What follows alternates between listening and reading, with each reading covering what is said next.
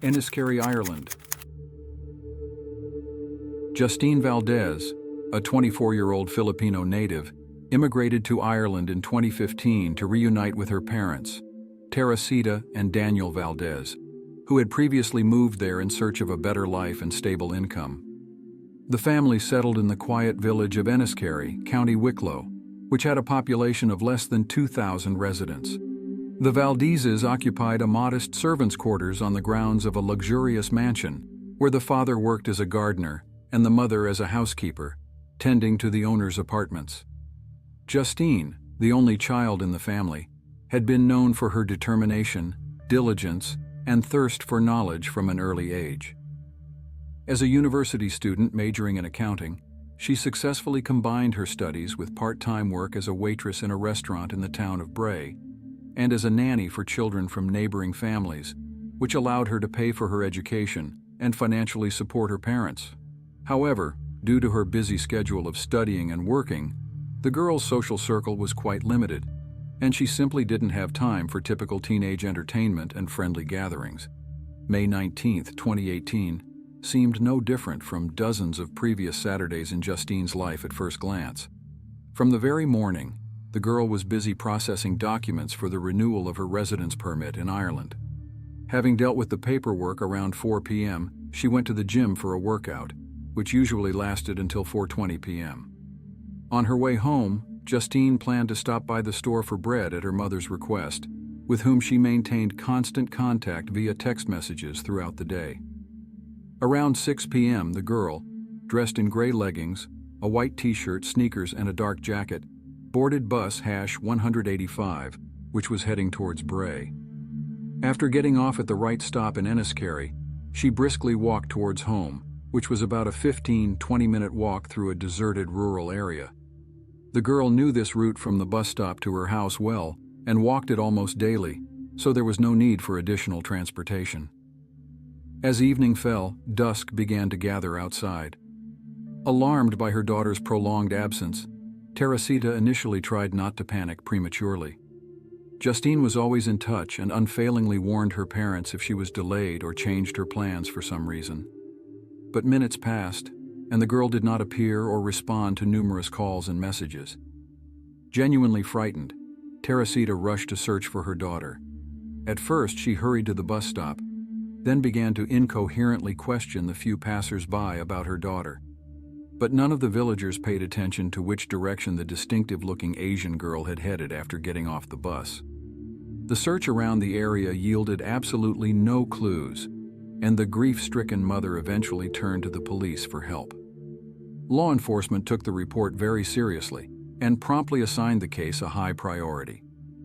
During the initiated investigation and processing of the missing person report, the police questioned a number of random witnesses who unwittingly became eyewitnesses to suspicious events in Enniskerry on that fateful evening. A woman with a 12-year-old son reported that while driving along a country road, she noticed a black Nissan Qashqai with its lights off on the side of the road, next to which a man was forcibly pushing a desperately resisting and screaming Asian-looking girl in sportswear into the trunk. Another female motorist a little later saw the same frightened girl frantically banging her hands on the rear window of the speeding car, as if in a futile attempt to call for help. A third witness spoke of a disoriented black Nissan erratically weaving along country roads within a radius of several kilometers from the alleged crime scene. The patrol officers who arrived at the section of the road indicated in the alarming calls discovered a carelessly discarded bread bag and a broken mobile phone on the roadside, which was subsequently identified as the property of Justine Valdes. All the circumstantial evidence unambiguously indicated that the girl had been abducted against her will by an unknown perpetrator and taken away in his car in an unknown direction. Thanks to the valuable testimony of eyewitnesses and the evidence found, the investigation quickly narrowed down the circle of potential suspects to several individuals, owners of black Nissan Qashqais registered in that area. The investigators' attention immediately focused on 40-year-old Mark Hennessy, who lived nearby and perfectly matched the description of the alleged kidnapper. At first glance, Hennessy gave the impression of a respectable and entirely positive member of society. He was considered an exemplary family man, raising 2 young daughters in marriage with his wife Nicola, the youngest of whom had just turned 8 months old. Working as an estimator at a construction site, Mark had a stable income and had never been held criminally or administratively liable throughout his life, which is why he did not arouse any suspicion among those around him. However, at the time of the police visit, he was not at home. Nicola informed the law enforcement officers that around 5:30 p.m., her husband had briefly left to have a drink at his favorite bar and had not returned, although he usually never stayed out late. A cross-check of her testimony with the evidence confirmed that Hennessy had indeed visited the mentioned pub twice on the evening of May 19th. Around 5:40 p.m., he calmly sat with a beer in front of the screen, glancing at the broadcast of a football match, but closer to 11:40 p.m., he returned in an extremely agitated, confused, and dissociated state, which alarmed the staff. A review of CCTV footage from that fateful day clearly showed that shortly before her disappearance, Justine rode on a bus for at least half an hour, closely followed by Hennessy's car at a distance. All these telling facts only strengthened the investigators' suspicions of Mark's involvement in the horrific crime and allowed him to be given the status of the prime suspect in the case. At some point, despite all the efforts of the detectives, the investigation into Justine's abduction reached a dead end.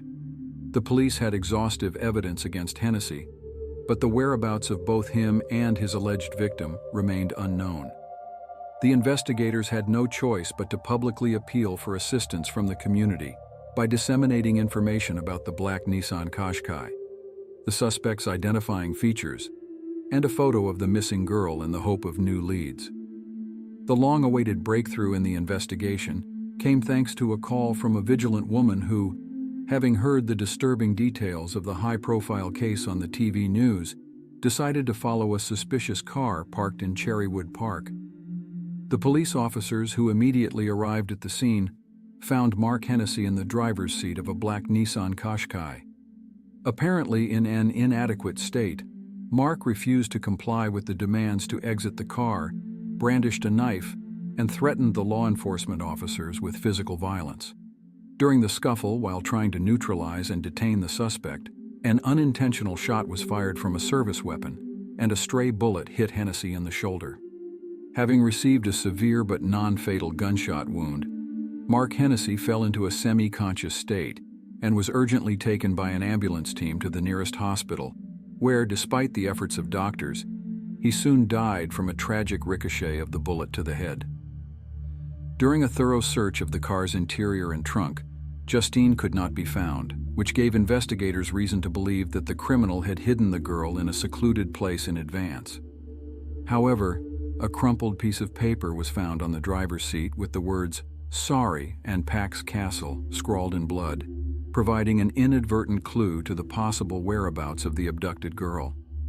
A large-scale search operation in the vicinity of the ruins of the aforementioned medieval castle, lost in the dense forest, soon culminated in a terrible discovery. Under a layer of last year's fallen leaves in a ravine lay the disfigured and already decaying body of the unfortunate Justine, which had lain there unknown for several days. A forensic medical examination and an autopsy of the girl's remains established that her death occurred shortly after the abduction as a result of asphyxia from strangulation. Before her demise, the victim was brutally beaten and subjected to cynical sexual violence, as evidenced by the characteristic injuries in the genital area. DNA analysis definitively confirmed the presence of biological material from the murderous maniac in Justine's body, which matched the genetic profile of the late Mark Hennessy with 100% accuracy. In an effort to shed light on the motives behind the monstrous attack on the innocent student, the police initiated a search of the suspect's home and a comprehensive questioning of his immediate circle. The revealed details allowed us to look at Hennessy's personal tragedy from a different, unusual angle for the villagers. It turned out that, despite the apparent family well-being and prosperity, Mark had greatly deteriorated and completely lost his peace of mind in the last year. Against the backdrop of the birth of his second child and the associated troubles, he became addicted to excessive alcohol consumption, owed a large sum of money to unfriendly creditors, and even got involved with illegal psychoactive substances. Another unexpected facet of Hennessy's life was also discovered.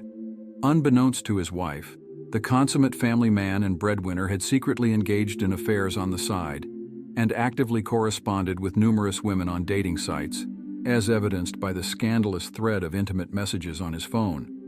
Regulars at the local bar recalled how he sometimes deliberately flirted openly with young female patrons while drinking at the bar. When the detectives carefully pieced together all the collected testimonies of dozens of witnesses, CCTV footage, expert examination results, and informant reports, the individual elements of the puzzle formed a single chilling picture of a coldly calculated crime. The investigation came to the unequivocal conclusion that the ill-fated Justine had fallen victim not to a spontaneous impulse of a deranged pervert, but to a carefully thought-out and prepared hunt by a maniac who had set his sights on her. Hennessy, apparently, had noticed the pretty Filipino student quite some time ago and patiently tracked her every move, studying her daily routine down to the smallest habits. The deserted country lane along which Justine returned home from work every day had long beckoned him as the ideal place for an attack, far from prying eyes, and Mark had deliberately found himself there at the right hours dozens of times to once again ensure the safety of his plan. However, despite all the efforts of the investigators, the true motives of the criminal that pushed him to the deliberate murder of a defenseless girl forever remained shrouded in the darkness of the unknown. Hennessy cowardly chose to take his own life rather than face trial, atone for his guilt before society, and receive the well-deserved punishment for his atrocities. The spine-chilling murder of innocent Justine Valdez, committed in broad daylight in the sleepy Irish countryside, stunned local residents and literally shook the entire County Wicklow. The vast majority of ordinary people found it extremely difficult to believe that such a heinous crime of such a monstrous scale could occur in their quiet, prosperous land, where nothing of the sort had ever happened before. In an effort to calm the agitated public, police representatives emphasized in their press releases that the untimely deceased Justine was hardly acquainted with her killer and, by a tragic coincidence, fell victim to a bloodthirsty lone psychopath who skillfully disguised himself as a virtuous family man. However, the indisputable fact remained a fact. The brutal massacre that cut short an innocently lost young life forever imprinted itself as a bloody stain on the collective memory of conservative Irish society, turning into an eternally grim and frightening warning that mortal danger can lurk literally around every corner, even on a thousand-fold trodden path from a bus stop to one's home in the very heart of an idyllic realm of evergreen meadows and deep lakes. The devastating loss of their only daughter became an irreparable tragedy for Justine's inconsolable parents, Teresita and Daniel, tormented by grief, whose hopes for a cloudless old age next to their beloved child were mercilessly crushed by a soulless fiend.